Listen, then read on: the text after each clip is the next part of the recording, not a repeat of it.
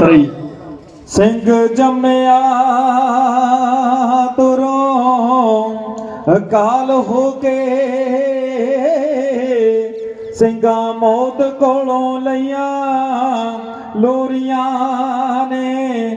ਇੱਕ ਵੱਡਿਆ ਸਿੰਘ ਵੀ ਦੋ ਹੁੰਦੇ, ਹੱਸ ਹੱਸ ਕੇ ਪੋਰੀਆਂ ਪੋਰੀਆਂ ਨੇ। ਹਾਰ ਮਾਮਾ ਨੇ ਗੁੰਦ ਕੇ ਗਲੀ ਪਾ ਲੇ, ਅੱਜ ਤੱਕ ਵੀ ਹੱਡਾਂ ਵਿੱਚ ਮੋਰੀਆਂ ਨੇ। ਸਾਡੇ ਪਿਤਾ ਦਸਮੇਸ਼ ਨੇ ਖਾਲਸਾ ਜੀ, ਸਿਰੇ ਬੰਨ ਕੇ ਜੋੜੀਆਂ ਤੋਰੀਆਂ ਨੇ। ਸਿਰੇ ਬੰਨ ਕੇ ਜੋੜੀਆਂ ਤੋਰੀਆਂ ਨੇ।